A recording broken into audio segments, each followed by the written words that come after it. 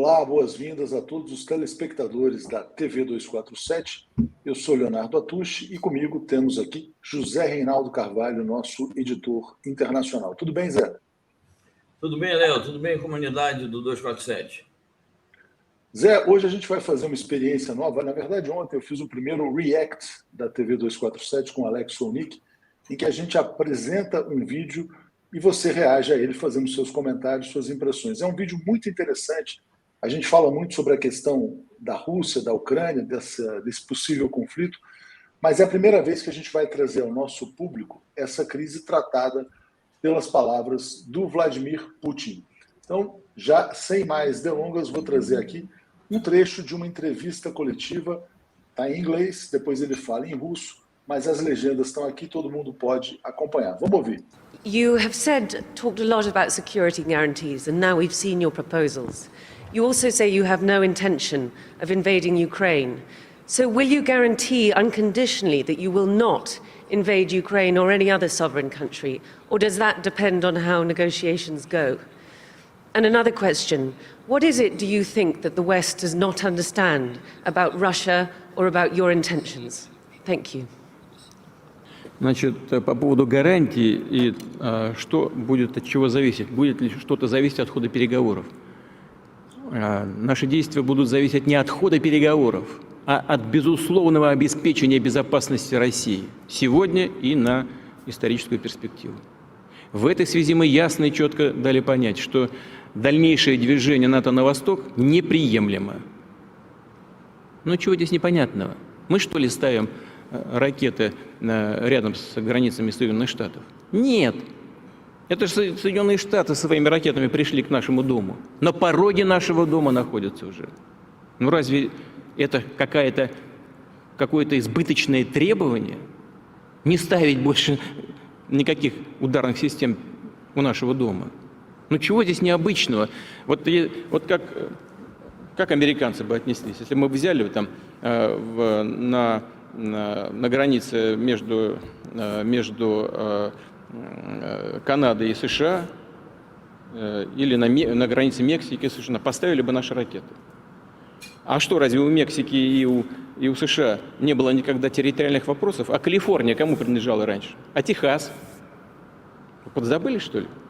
Ну ладно, все затихло. Никто не вспоминает про это, так как вспоминают сегодня про Крым. Замечательно.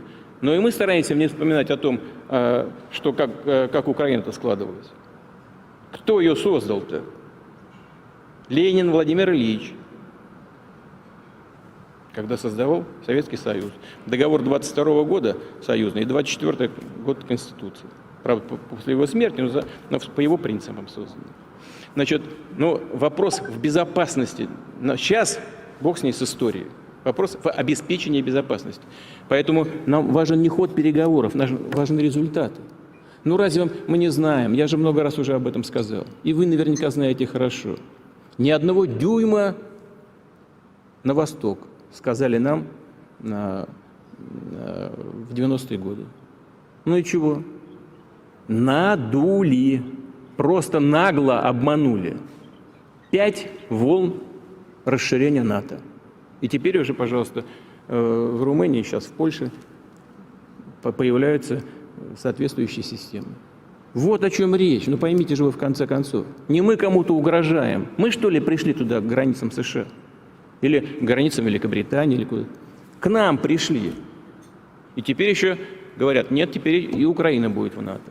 Значит, и там будут системы. Или, бог с ним, не в НАТО, а на двусторонней основе будут. Базы и ударные системы вооружений. Ну вот о чем идет речь. А вы требуете от меня каких-то гарантий. Вы должны дать гарантии. Вы. И немедленно. Сейчас. А не забалтывать это десятилетиями. И под такой вот мягкий говорок о необходимости обеспечения безопасности для всех делать то, что планируют. Ну как этого можно не понимать? Сказали, не будем расширяться, и расширяются.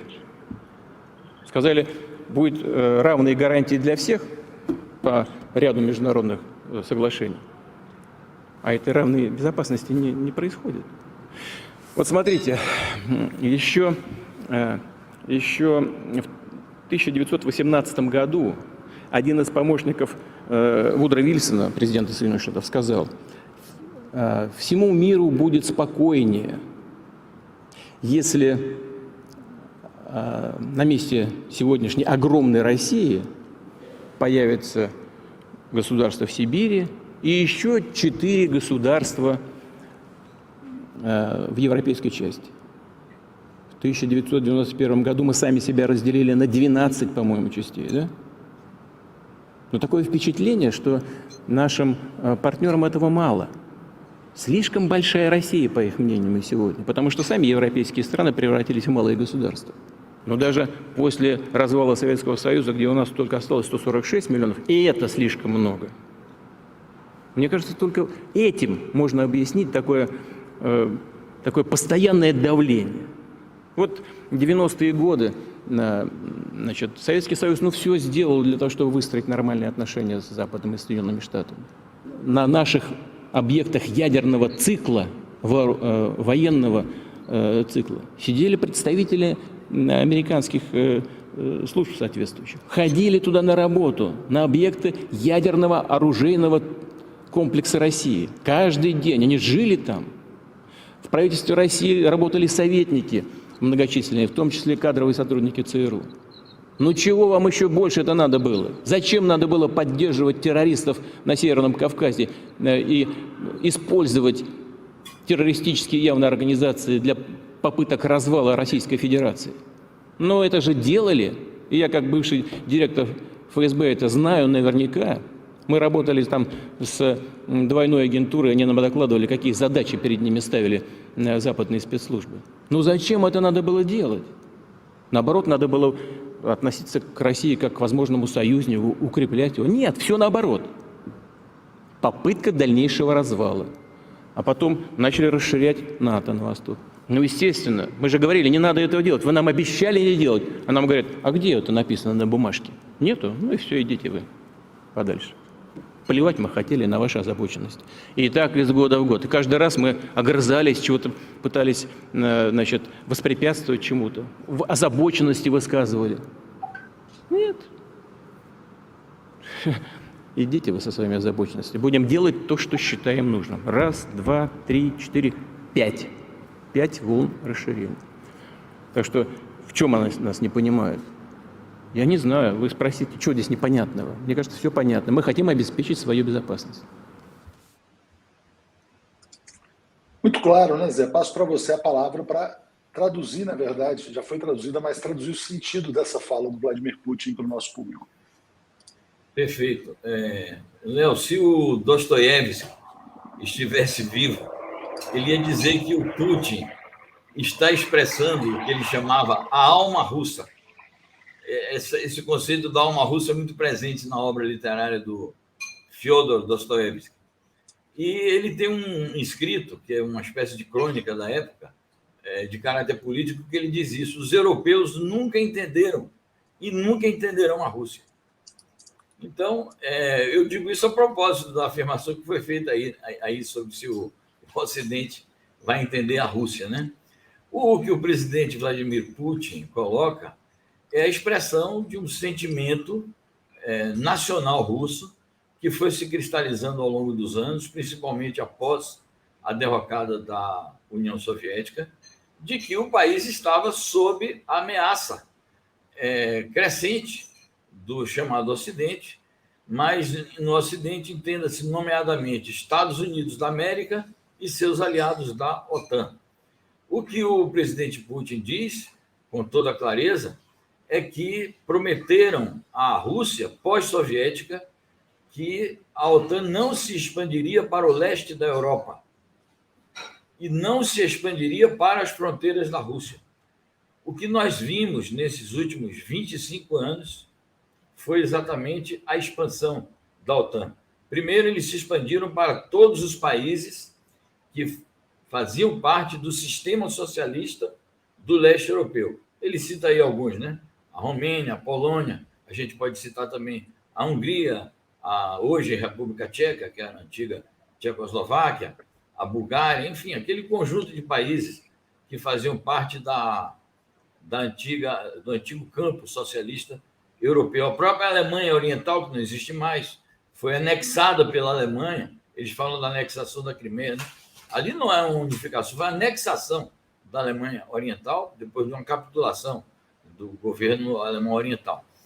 Então, o primeiro estágio da expansão dos Estados Unidos e da OTAN para o leste foram os países do sistema socialista da Europa Oriental. O segundo passo foi a expansão da OTAN para os países que se tornaram independentes e que formavam parte da antiga União Soviética, nomeadamente os 3 países bálticos, a Lituânia, a Letônia e a Estônia, que são países ex-soviéticos.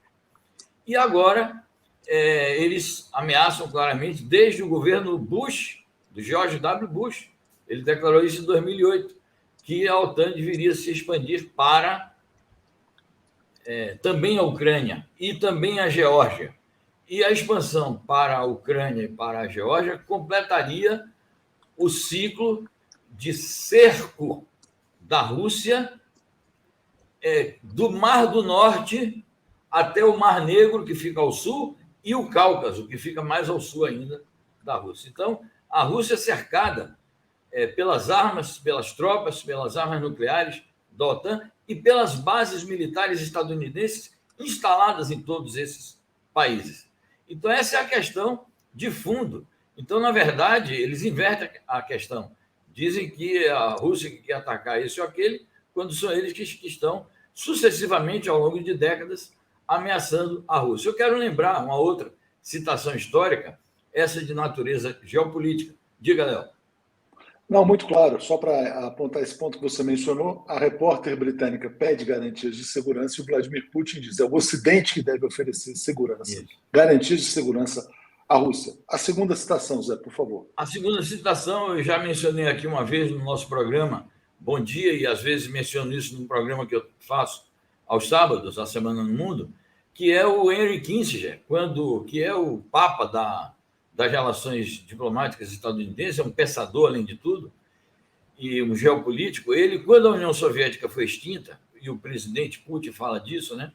Quando a União Soviética foi extinta, ele dizia o seguinte: nós tivemos uma grande vitória, que foi a vitória contra o comunismo, ganhamos a Guerra Fria e tal, mas não descansaremos enquanto a Rússia, que se transformou em Federação Russa, enquanto a Rússia for o maior país do mundo, o maior território do mundo, e continuar sendo um país detentor de armas nucleares, um país poderoso, industrialmente, militarmente e tal. E o presidente Putin citou isso muito bem quando ele diz que propuseram o desmembramento, já no começo do século, o desmembramento da Rússia em 5 países, e depois que a União Soviética foi extinta, eles acabaram transformando a antiga União Soviética em 12 países. É bom lembrar também, o presidente Putin cita o presidente Wilson, que o Wilson era um democrata. E o Wilson, são fatos históricos importantes, o Wilson foi um dos primeiros presidentes a reconhecer a União Soviética revolucionária. Já em 1918 e 19, a Revolução foi em 17, ele reconheceu.